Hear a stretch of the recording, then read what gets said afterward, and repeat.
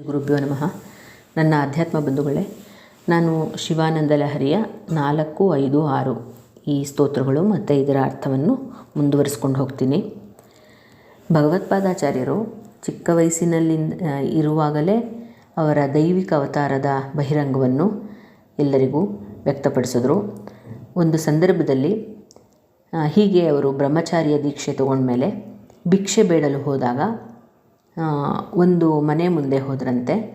ಆ ಮನೆಯಲ್ಲಿಂದ ಒಂದು ಮಹಿಳೆ ಹೊರಗಡೆ ಬಂದಲಂತೆ. ಅವಳು ಈ ತೇಜಸ್ವಿ ಬಾಲಕನನ್ನು ನೋಡಿದ್ಲಂತೆ, ಭಿಕ್ಷೆ ಕೇಳಕ್ಕೆ ಬಂದಿರುವಂತಹ ಬಾಲಕನ್ನು. ಆದರೆ ಅವಳಿಗೆ ಕೊಡೋಕ್ಕೆ ಏನೂ ಇಲ್ಲ, ಕಡು ಬಡತನ ಅವಳ ಮನೆಯಲ್ಲಿ.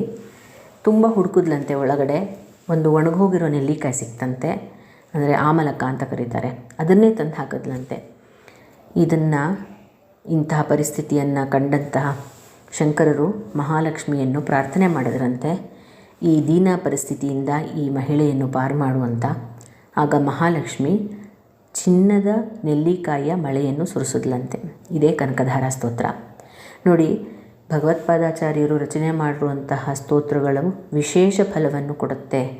ನಾನು ಈ ಇನ್ನೂ ಬೇಕಾದಷ್ಟು ಹಲವಾರು ಸ್ತೋತ್ರಗಳಿದೆ. ಅವರು ಯಾವ ಸಂದರ್ಭದಲ್ಲಿ ಅದನ್ನು ರಚನೆ ಮಾಡಿದ್ರು ಮತ್ತು ಅದರ ಫಲಗಳು ಏನು ಅಂತ ನಾನು ನಿಮಗೆಲ್ಲ ಹೇಳ್ತೀನಿ. ನನಗೆ ಇವೆಲ್ಲ ತುಂಬ ಇಷ್ಟ, ಯಾಕೆಂದರೆ ನನಗೆ ತುಂಬ ಅನುಭವಗಳಾಗಿದೆ. ಅದಕ್ಕೆ ನಾನು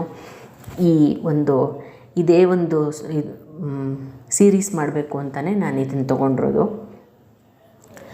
ಈ ರೀತಿ ಭಗವತ್ಪಾದಾಚಾರ್ಯರ ವಿಶೇಷತೆ ನಮ್ಮನ್ನೆಲ್ಲರನ್ನೂ ಎಲ್ಲ ರೀತಿಯ ಒಂದು ಕಷ್ಟಗಳಿಂದ ಪಾರು ಮಾಡುವಂಥದ್ದು. 4ನೇ ಸ್ತೋತ್ರ. ಸಹಸ್ರಂ ವರ್ತಂತೆ ಜಗತಿ ವಿಬುಧಾಃ ಕ್ಷುದ್ರಫಲದ ನಮನ್ಯೇ ಸ್ವಪ್ನೇವ ತದನುಸರಣಂ ತತ್ಕೃತಫಲಂ ಹರಿಬ್ರಹ್ಮ ದೀನಾಮಪಿ ನಿಕಟಭಾಜಾಮ ಸುಲಭಂ ಚಿರಂ ಯಾಚೆ ಶಂಭೋ ಶಿವ ತವ ಪದಾಂಬೋಜ ಭಜನಂ ಅಂತ. ಇದರರ್ಥ, ಹೇ ಶಿವನೇ, ಅಲ್ಪವಾದ ವರಗಳನ್ನು ದಯಪಾಲಿಸೋದಕ್ಕೆ ಬೇಕಾದಷ್ಟು ದೇವರುಗಳಿದ್ದಾರೆ. ನಾನು ಅವ್ರ ಬಗ್ಗೆ ಆಗಲಿ, ಅವ್ರು ಕೊಡೋವಂತಹ ಫಲದ ಬಗ್ಗೆಗಳಾಗಲಿ ಕನಸಿನಲ್ಲಿ ಕೂಡ ಯೋಚನೆ ಮಾಡಲ್ಲ. ನಿನ್ನ ಸನೇಹದಲ್ಲಿರುವ ಬ್ರಹ್ಮಾದಿ ದೇವತೆಗಳಿಗೂ ದೊರಕದ ನಿನ್ನ ಪಾದಕಮಲದ ಸೇವೆಯನ್ನು ಮಾತ್ರ ನಾನು ಬಯಸ್ತೀನಿ. ನಿನ್ನ ಮೂಲವನ್ನೇ ತಿಳಿಯೋಕ್ಕಾಗದೇ ಇರುವಂತಹ ಹರಿಬ್ರಹ್ಮಾದಿಗಳಿಗೂ ಕೊಡೋಕ್ಕೆ ತಿಳಿಯೋಕ್ಕಾಗದೇ ಇರುವಂತಹ ನಿನ್ನ ಪಾದ ಸೇವೆಯನ್ನು ನಾನು ಬಯಸ್ತೀನಿ. ನನಗೆ ಕೊಡು, ನಿನ್ನ ನಾಮದ ಬಲವೊಂದು ನನಗೆ ಕೊಡು, ನನಗೆ ವರವನ್ನು ಕೊಡು ಅಂತ ಇದರ ಅರ್ಥ. 5ನೇ ಶ್ಲೋಕ.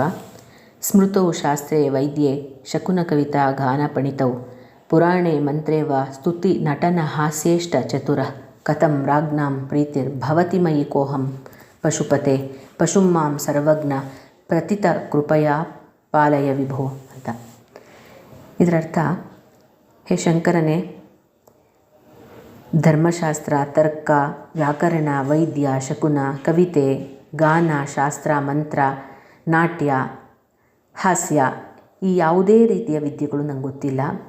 ನನಗೆ ಅದನ್ನು ತಿಳಿದುಕೊಳ್ಳುವಂತಹ ಸಾಮರ್ಥ್ಯವೂ ಇಲ್ಲ. ನನ್ನಂತಹ ಪಶು ನಾನು. ನನ್ನಂತಹವನ ಮೇಲೆ ಯಾರು ಪ್ರೀತಿ ತೋರಿಸ್ತಾರೆ, ಯಾರು ದಯೆ ತೋರಿಸ್ತಾರೆ? ಅಂದರೆ ಹಿಂದಿನ ಕಾಲದಲ್ಲಿ ಈ ರೀತಿ ವಿದ್ಯೆಗಳನ್ನೆಲ್ಲ ರಾಜರ ಮುಂದೆ ಪ್ರದರ್ಶನ ಮಾಡಿ ರಾಜರಿಂದ ಏನಾದರೂ ಬಹುಮಾನ ಪಡಿತಾ ಇದ್ರಂತೆ. ಆ ರೀತಿ ಇರುವಾಗ ನನಗೆ ಯಾವುದರಲ್ಲೂ ಈ ವಿದ್ಯೆಗಳಲ್ಲಿ ಪಾಂಡಿತ್ಯ ಇಲ್ಲ. ನನಗೆ ಯಾರೂ ಗೌರವ ಕೊಡಲ್ಲ. ಆದರೆ ನೀನು ಪಶುಪತಿ, ನಾನು ಪಶು. ಸಕಲ ಚರಾಚರ ಜೀವಕೋಟಿಗಳಿಗೂ ಒಡೆಯ ನೀನು. ಸರ್ವವನ್ನೂ ತಿಳಿಯುವಂತಹ ಸರ್ವಜ್ಞತ್ವವನ್ನು ಹೊಂದಿರುವಂಥವನು ನೀನು. ನನಗೆ ನಿನ್ನ ನಾಮವನ್ನು ಪಠಿಸುವ ಶಕ್ತಿ ಮಾತ್ರ ಕೊಡುವಂಥ ಭಗವತ್ಪಾದಾಚಾರ್ಯರು ಇದರಲ್ಲಿ ಕೇಳ್ಕೊಂಡಿದ್ದಾರೆ. ಪ್ರತಿಯೊಂದು ನಮ್ಮನ್ನು ಉದ್ದೇಶಿಸಿಯೇ ಮಾಡಿರುವಂಥದ್ದು ಪ್ರತಿಯೊಂದೂ. 6ನೇ ಶ್ಲೋಕ. ಘಟೋವಾ ಮೃತ್ಪಿಂಡೋವಾ ಪೆಣುರಪಿ ಚ ಧೂಮೋಗ್ನಿರಚಲ ಪಟೋವಾ ತಂತುರ್ವಾ ಪರಿರಹತಿ ಕಿಂ ಘೋರಶಮನಂ ವೃಥಾ ಕಂಠಕ್ಷೋಭಂ ವಹಸಿ ತರಸಾ ತರ್ಕವಚಸ ಪದಾಂಬೋಜಂ ಶಂಭೋರ್ ಭಜ ಪರಮ ಸೌಖ್ಯಂ ವ್ರಜಸುದೀಹಿ. ಇದರರ್ಥ ತರ್ಕಶಾಸ್ತ್ರಕ್ಕೆ ಸಂಬಂಧಪಟ್ಟಿರುವಂಥದ್ದು. ಇದರಲ್ಲಿ ಉಪಯೋಗ ಮಾಡಿರುವಂತಹ ಪದಗಳೆಲ್ಲ, ಬಳಕೆ ಮಾಡಿರುವಂಥ ಪದಗಳೆಲ್ಲ ತರ್ಕಶಾಸ್ತ್ರಕ್ಕೆ ಸಂಬಂಧಪಟ್ಟಿರುವಂಥದ್ದಂತೆ. ಮಡಕೆ, ಮಣ್ಣು, ಪರಮಾಣು, ಹೊಗೆ, ಬೆಂಕಿ, ಬೆಟ್ಟ, ವಸ್ತ್ರ, ದಾರ ಈ ರೀತಿಯಂಥದ್ದು. ಇವೆಲ್ಲ ಭಯಂಕರವಾದ ಯಮನ ಭಯವನ್ನು ಪರಿಹರಿಸೋಕ್ಕೆ ಸಾಧ್ಯವಿಲ್ಲ. ಇಂತಹ ಶುಷ್ಕವಾದ ವಾದಗಳಿಂದ ಯಾಕೆ ವ್ಯರ್ಥವಾಗಿ ಕಂಠಶೋಷಣೆ ಮಾಡಿಕೊಳ್ಳೋದು? ಇದನ್ನು ಬಿಟ್ಟು ಬೇಗ ಪರಮಶಿವನ ಪಾದವನ್ನು ಭಜಿಸುತ್ತಾ ಸೌಖ್ಯವನ್ನು ಪಡಿ ಅಂತ. ಅಂದರೆ ವೃಥ ಕಾಲಹರಣ ಮಾಡದೆ ಭಗವಂತನ ಧ್ಯಾನದಲ್ಲಿ ನಿಮ್ಮ ಮನಸ್ಸನ್ನು ನಿಲ್ಲಿಸಿ ಅಂತ ಇದರರ್ಥ.